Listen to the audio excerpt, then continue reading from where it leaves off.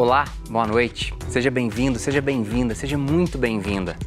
Ano após ano, a violência contra a mulher é uma pauta frequente nos veículos de comunicação.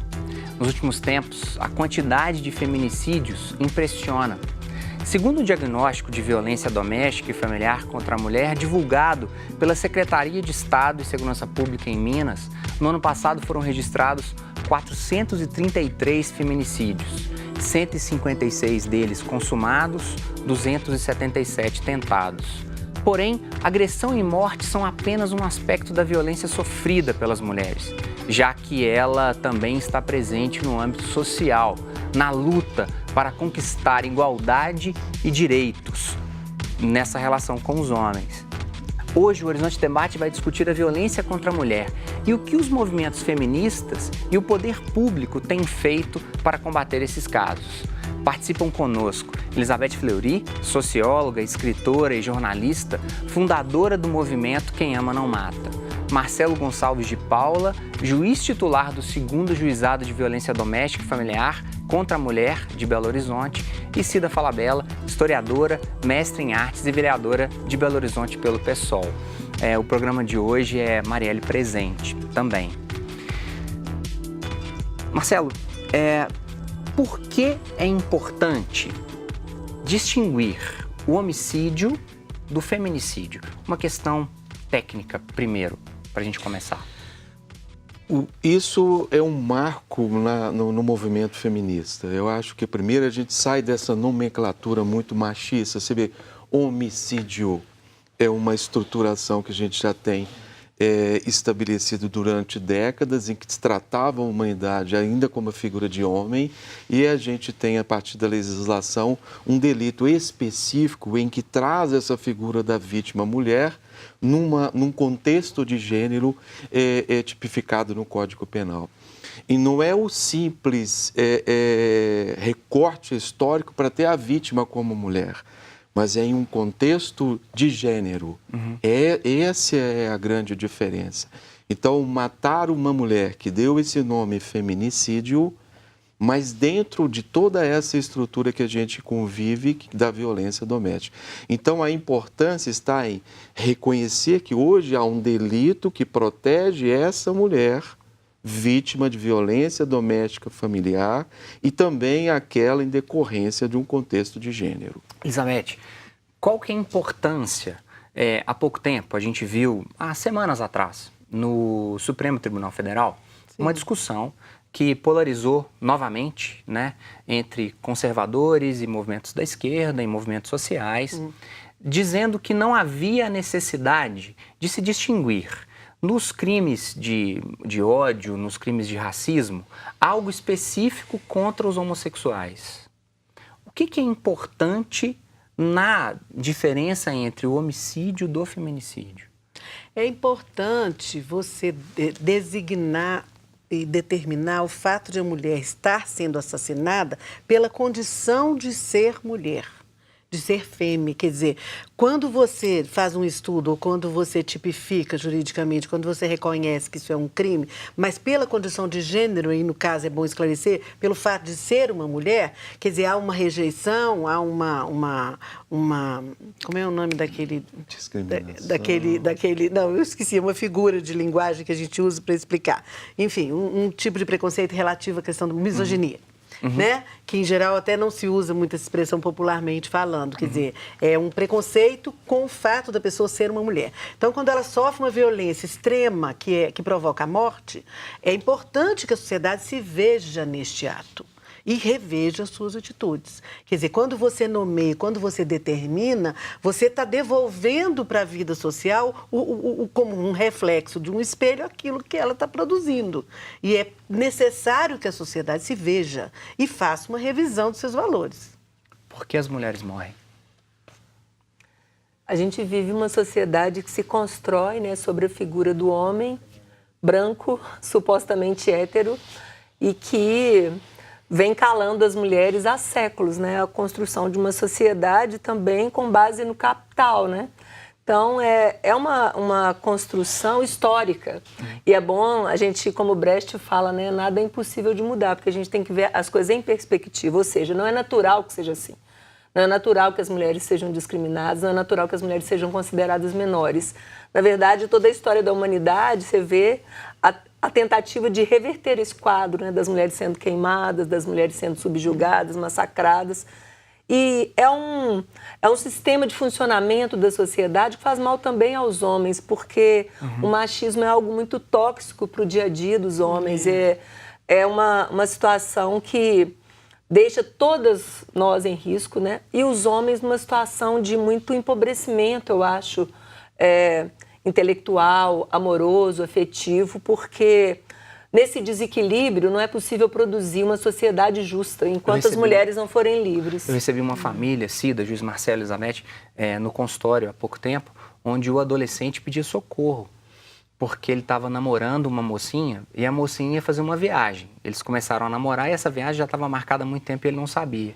E aí a mocinha foi fazer a viagem, Marcelo, e ele estava assim, em estado de pranto, de sofrimento, porque ele não queria que a menina fosse. Porque ele considerava como uma posse dele propriedade, né? Foi legal porque ele sinalizou e a família procurou atendimento nesse sentido. Como que é o dia a dia, juiz, com relação a ter esses casos em mãos?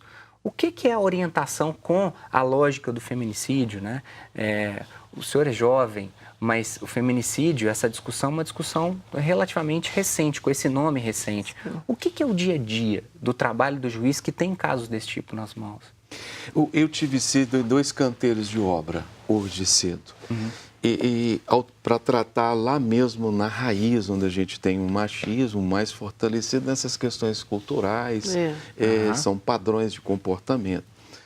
Esse aprisionamento do homem, isso é um aprisionamento, porque a partir do momento em que se estabelece esses padrões de comportamento, em que ele tem que ser esse provedor, ele tem que ser essa figura de protagonista, ao mesmo tempo ele é subtraído dessas sensações de sentimento, de prazer, porque em uma forma cultural a gente vem recebendo essas informações, acha que esse comportamento é normal e nos trai nessa situação de que, diante de uma situação de contrariedade como essa, onde está a minha posse? Onde está o meu objeto? Eu aprendi de que essa mulher é o meu objeto. Então, no nosso dia a dia, hoje eu atendi um caso de uma mulher em violência doméstica durante 33 anos de relacionamento. 33 anos de relacionamento. E quando você faz a escuta dela para que ela, naquele instante, ela desabafe, eu perguntei, e agora, como é que a senhora se sente depois de romper o ciclo, que é aí que está a dificuldade de sair disso? Ela se sentiu livre, aliviada, capaz de enxergar a cor da vida. Olha que depoimento esse, 33 anos. Mas por quê? Foi constituído aquele relacionamento em que ela ficou com um papel de quê? De dona de casa. Na hora que ela falava, preciso de estudar, ele falava assim, você não necessita de estudar. Olha esse medo. Esse jovem tem o medo da viagem da namorada. Este homem tem o medo da independência da mulher, da subserviente dele. Então, na hora que ela vai começando esses retratos de independência... Mas eu não quero fazer uma correlação escatológica direta. O feminicídio, ele nasce num comportamento muito comum das famílias, onde a menina, no domingo, ajuda a mãe a lavar a louça e o menino ajuda a lavar o carro, e depois que ajuda a lavar o carro, ele, menino, aprende a dirigir, e a menina, não, você não pode. Isso é típico. Mas eu estava me lembrando de uma outra coisa, quando ele estava, o juiz Marcelo estava falando, eu me lembrei de os homens que têm me procurado numa exposição que a gente está fazendo agora lá na Galeria da Assembleia Legislativa para falar da sua vida amorosa e de como é que eles agora abordam as mulheres. A sociedade está vivendo um momento de transição. Se isso vai ser paralisado ou não dentro do contexto brasileiro que a gente está vivendo, não se sabe, porque a gente estava tentando construir padrões novos de comportamento até então, né, nos últimos 20, 30 anos, que a gente tem feito, as lutas de movimentos sociais têm tentado construir isso. E hoje nós estamos diante de uma mudança que está mais ou menos sendo questionada, de certa forma, né? Essa ministra, enfim, outros setores que estão tentando um pouco barrar essa mudança. Mas a mudança está aí, ela é no mundo inteiro. E os homens estão muito perdidos dentro do padrão de comportamento. Eles foram criados dentro de um tipo de masculinidade e, de repente, eles não sabem mais como abordar. Me perguntava, eu não sei mais como abordar uma mulher. Hoje, eu estou fazendo agora uma pesquisa com homens autores de violência punidos pela Lei Maria da Penha. E hoje o debate no grupo de reflexão que eu fui acompanhar como observadora foi este. Um senhor escuro, assim, calvo, falava assim, acho que o casamento vai acabar, porque hoje o homem não pode mais nem paquerar uma mulher. Agora, que era o tema só para a gente fechar um pouquinho desse primeiro bloco. Isso que a Elizabeth está falando no não é não, a hashtag não é não, que as meninas usaram no carnaval, né? Foi. Não é não. O seu corpo, o as suas assédio, regras. né, é uma das faces perversas de uma cultura do estupro. A palavra é pesada, o nome é pesado, mas é isso, né? Os homens criados dessa forma são todos capazes, sim, de cometer feminicídio, de estuprar uma mulher. Sim. E é muito maluco porque a gente fica pensando que são pessoas assim, a gente tá achando, é um doente, é um monstro. Não, qualquer um dos homens. Obviamente que os que se intoxicaram mais com essa construção, né? Os que tiveram acesso a outro tipo de reflexão, de educação, não. Mas está raros, potencialmente na educação e nessa sociedade. Então, não é uma tentativa de dizer, olha, aquele tipo de cantada, de brincadeira que já foi suportada pelas nossas avós, pelas nossas mães, não será mais. Né? Perfeito. Eu vou estender isso no segundo bloco e nos outros subsequentes. Eu só tenho 39 anos e eu vi muito menino forçando beijar menina em carnaval. Se você achou que o que a gente falou aqui até aqui agora é mimimi, ou se você se tocou pelas palavras dos nossos convidados, fique com a gente. No segundo bloco, no terceiro e no quarto, a gente volta para falar mais sobre feminicídio. Até daqui a pouco.